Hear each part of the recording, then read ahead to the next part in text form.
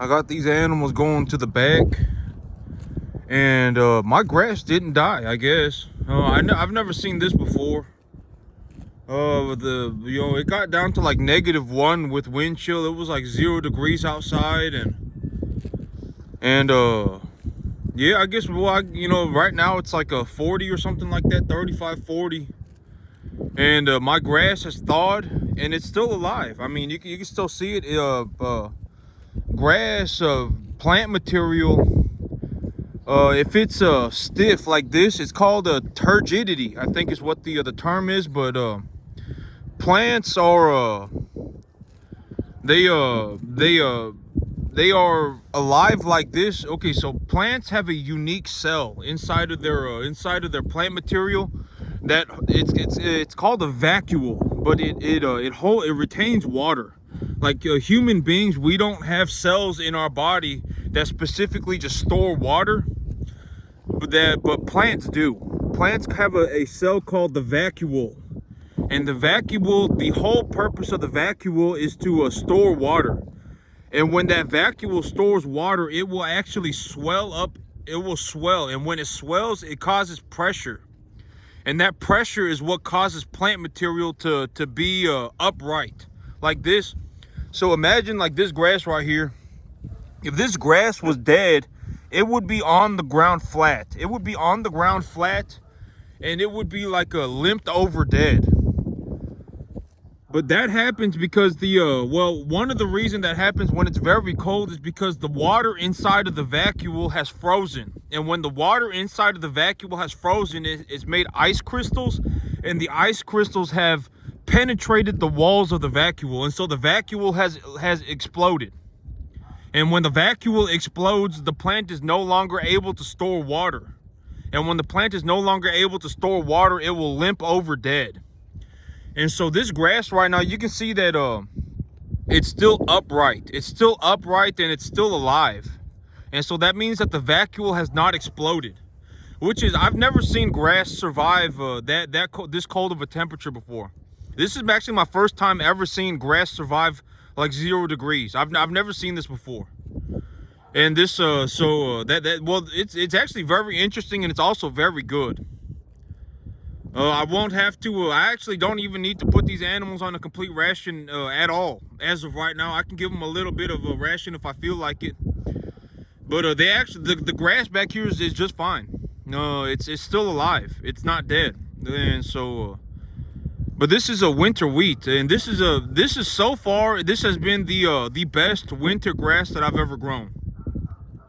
Will this grow in the summertime? No. I mean, in the summertime, it'll get too hot. I'll have to grow something more like a pearl millet or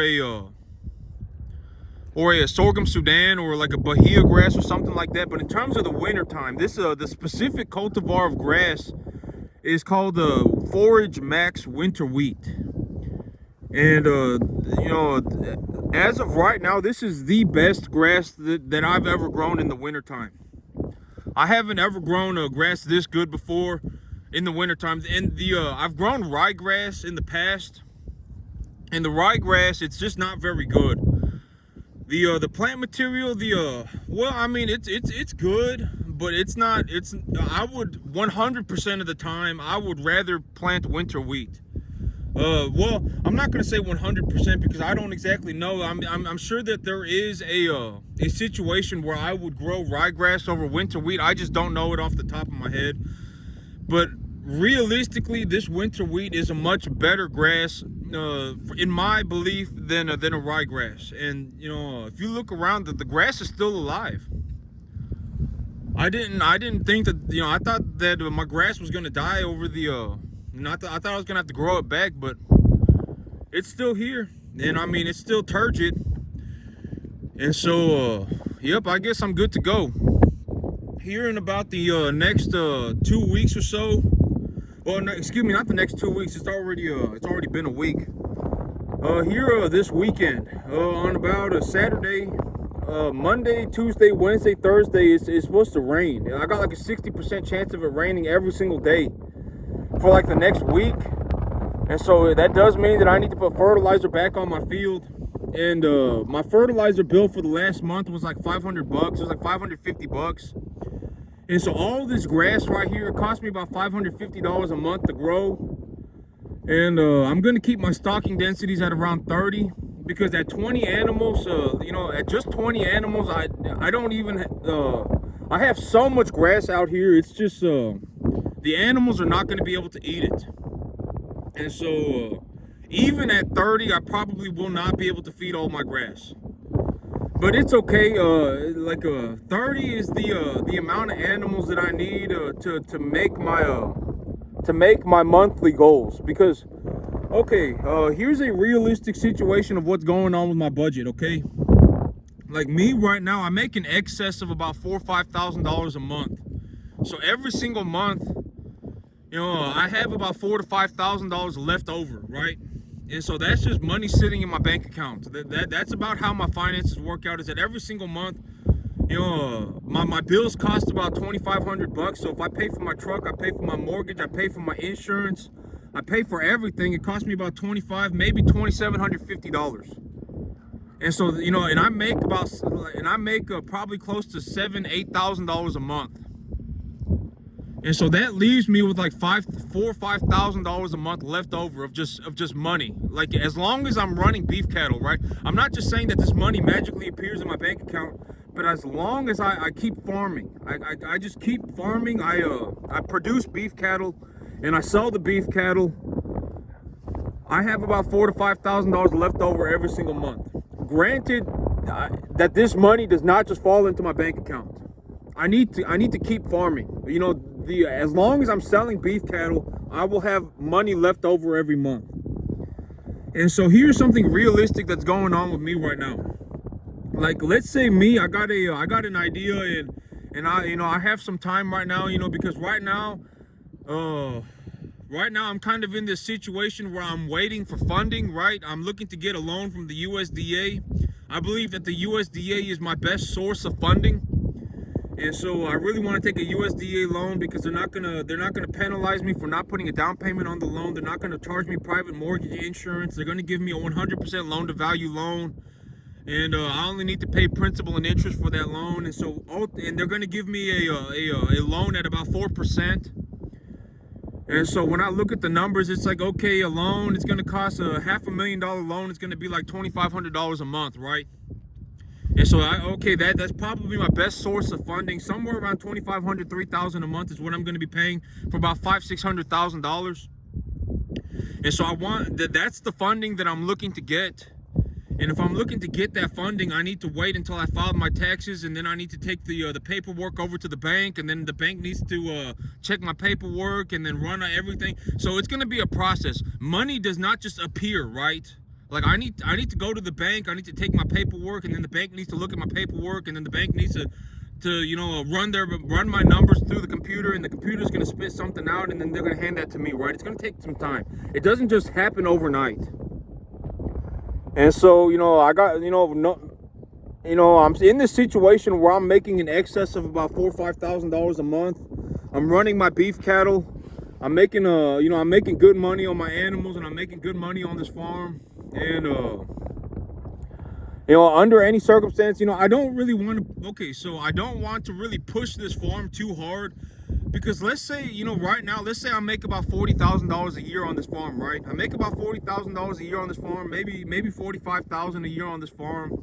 If I make $40,000 a year on this farm, and I push that up to $65,000 by just going balls to the freaking wall, right? I put in, I just maximum effort, and I raise my revenue. I raise my net income from 40,000 to 65,000, right?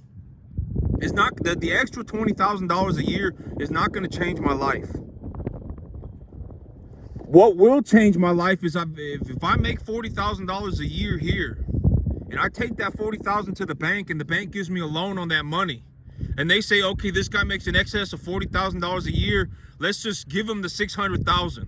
Let's just lend him the $600,000. And so they see my paperwork and they lend me the 600 grand. I take that 600 grand and I buy, 50, 75 acres. And if I buy 50, 75 acres and I 5 to 7-fold my income, I could be, I could put myself in a situation where my farm makes me like $30,000 a month of net profit. And so that would change my life. If I 5-folded my income, if I 7-folded my income, if I went from making $8,000 a month to making like $40,000 a month, that would change my life. But realistically, I could not do that here. I could not do that on a 10-acre field. It just would not happen. And so how do I make it happen, right? I need to file my paperwork. I need to take my paperwork to the bank and then have the bank look at it and then give me a loan.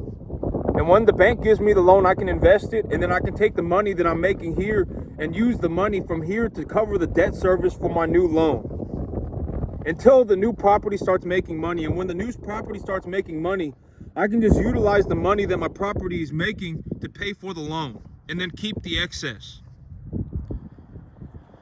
And so right now I'm kind of in the situation where it's like, I make like 3 times more money than I spend. I spend, to pay for my mortgage, to pay for my truck, to pay for my insurance, everything. It cost me like $2,500, $2,750, but I make like $7,500. And so I make if I make $7,500, but I only use $2,500 to pay for everything, I have like $5,000 a month left over.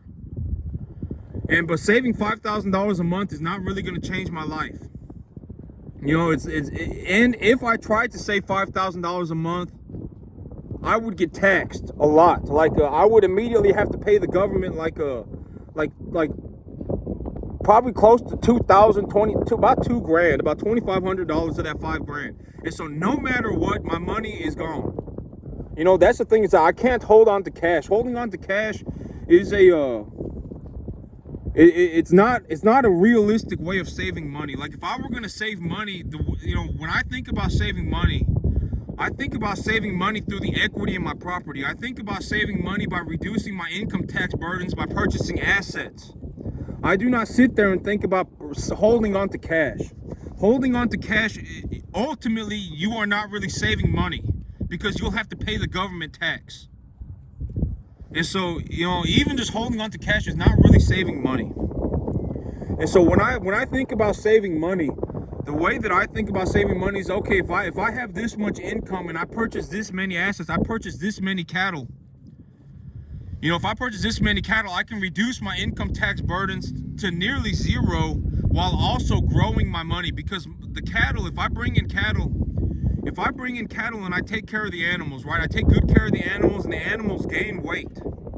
My assets will have appreciated. The cattle will be worth more than the amount of money that I put in them.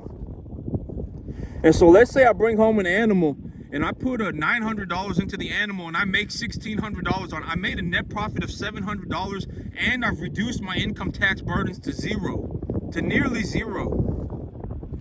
And so, that's how I think about saving money. How am I actually going to save money? Because if I hold on to cash, I'm not saving money because I'll have to pay the government tax.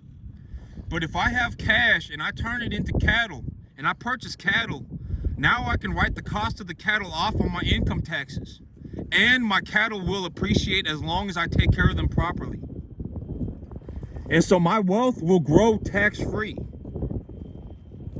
And so that will save me a lot of money. Not only will it save me a lot of money, it will also make me a lot of money. Because each one of these animals, okay, here's a very realistic way of looking at my money, right? Like, let's say I got 30 cattle. Right now I got 20, but okay, let's just say I got 20, right? I got 20 cattle, and let's say I get an average of $1,500 an animal. That's $30,000. Here in about 3-4 months, let's say if I got 30,000, if I got 30 cattle, right? If I got 30 cattle, and and I probably get about $5,000 back in terms of income tax benefits that I get from depending on how I run my business, okay? Because my business, the money does not just magically land in my pocket. So if I have a business and I anticipate and I keep track of my numbers on a daily basis and I say, okay, my income right now is about 90 grand. I make about 90,000 a year. And I have to utilize 30,000 of that 90,000 to pay for my house, to pay for my truck, to pay for my bills. Okay, so that leaves me with 60 grand. So I take the 60 grand and I purchase straight cattle and corn and whatever else I need, right? I purchase cattle, I purchase corn, I purchase hay, I purchase grass seed, I purchase fertilizer, and then let's say I got whatever, right? And then I say, okay, now that I've utilized the 60 grand, I'm going to go to the bank because I have living expenses. My living expenses are 30,000 a year, and so I go to the bank and I take a loan for 30 grand.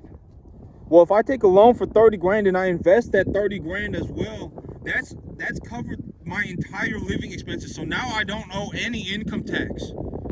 I don't owe any income tax. I don't owe property tax because I'm farming. And I mean, you know, and my money, as long as the cattle grow, my money will continue to grow. So I legitimately just grow my money constantly tax-free. And so, you know,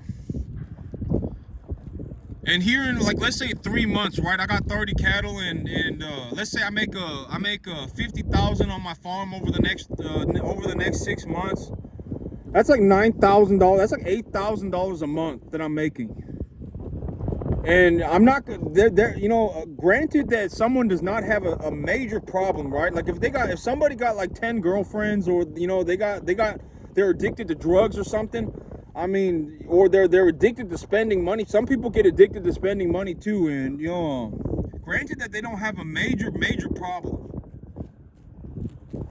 The possibility of spending like $5,000, $6,000, $7,000, $8,000 a month, it's just not going to happen. It's so much money that you cannot spend it. And like a very realistic way to look at this is, okay, like me, let's say right now I have you know, I make an excess of about $4,000 or $5,000 a month. And me, one of the things that I really want to do right now that I feel like is just gonna be very interesting, and it's gonna be very good for me. I really want to do it. Is I want to make an AR-15 lower. I want to make a lower, right? And I've been budgeting for this. And I take a look at the parts, right? I want to buy a matched receiver set from Wilson Combat. A very nice receiver set. A very, very, very high quality receiver set from Wilson Combat. And it's a matched receiver set. Well, what's that going to cost me? $170. And let's say I throw a lower parts kit on that. A lower build kit with an upgraded trigger. What's that going to cost me? Like 200 bucks. And so this receiver set, it comes with the upper and the lower, and I put a lower build kit on it with an upgraded trigger. It's going to cost me like $400 or $500. It's going to cost me like 400 bucks. And let's say that this project takes me 2 weeks to do it, right? And it takes me 2 weeks to do it. Well, in that 2 weeks that I was sitting there very happy with myself building this lower parts kit, I made like $4 grand, $3 grand. And so the amount of money that I can possibly spend when the income is this high and the expenses are this low, spending the money that I make it's almost impossible. It just could not happen. And here's another very realistic, you know, because I always say my power play right now is that if I had too much money at the end of the year, I just said, oh my God, you know, I made way too much money on my beef cattle. I made way too much money. I could go and buy myself an F-350. If I really needed to write off a large portion of my taxes, and I was like, you know, I'm gonna lose this money anyway, because if I hold on to this money, I'm gonna have to pay taxes. I'm gonna have to pay income tax. I'm gonna lose it anyway. Then I may as well just go and buy an F-350. Because if I traded in my F-150 right now for an F-350, I would be paying like $400 or $500 a month. And what's that, $6,000 a year? I mean, you know, if I spend $500 a month and I make an excess of $5,000 a month, by the time I've spent the $500, I've already made tenfold the money back. And so that's what I mean by, it's just like me right now. I'm kind of in the situation where my farm is very it's just been stabilized at a very it's just been stabilized to make enough money for me to leverage for more assets. I'm not like out here splitting my chops open to make money. There are times when I have to split my chops open to make money, and right now is not that time. And so, now I'm in a situation where my farm is still putting money in my pocket. My beef cattle sell for a lot of money. I do very well for myself. I make in excess of like $4,000 or $5,000 a month, and there if I make in excess of $4,000 or $5,000 a month, there is almost nothing that I can do to spend that money. Granted that I'm not being a moron. And so it's like, if I want to go and I want to build an AR-15 lower, a super premium high quality AR-15 lower, granted that it's a matched receiver set, so there's also an upper as well as a lower, and it's $170. So it's like I'd be paying $85 for the lower and $85 for the upper, and it's a matched receiver set, so it's going to be very, very nice, and it's from a very good company, Wilson Combat. If I $85, I buy a good trigger. I buy a good 3.5 pound trigger. I put 3.5 pound triggers on all my AR-15s, so that it doesn't matter what gun that I have, I know when the trigger breaks. That's $100, so that's $185, and then I buy a lower parts kit that's $90. It's like $275 to build this lower, and by the time I finished building the lower, it cost me $275. I've had a blast doing it. I freaking love doing it, and during that 2 weeks that it took me to build the lower, I've already made like $3 grand. And so I've already made like $2 grand. Granted that my beef cattle continue to grow. Granted that my beef cattle still do very well. If my beef cattle are doing very well, I'm making a lot of money. I always say, if my grass looks like this, if my grass looks like it's going up and to the right, my money is going up and to the right, because this grass, it doesn't cost me hardly anything to grow. It grows a very high quality product. The beef that I grow on this grass is very, very, very high quality. The animals look very good on it, and and the money, at the end of the day, I get paid for this. When I take these animals to the sale, they pay me for this. And so, and these animals also give me an opportunity to reduce my tax burdens to nearly zero. I don't pay sales tax, I don't pay property tax, I don't pay income tax. These animals, these animals give me a massive opportunity to build wealth, incredible amounts of wealth very rapidly, to a point where I cannot even spend the money. And so, that's the reality of my situation. I can practically do whatever I want. If I want to go and spend $250 building a very, very, very high quality AR-15 lower, by the time I finished building that AR-15 lower, I will have made all my money back and then some. Maybe even like 7, 8, 9, 10-fold the money. Granted that I still come out here every single day and I look after my cattle. As long as my cattle are growing and as long as my grass is growing, my money is growing. That's it for me today, YouTube. Y'all have a good one.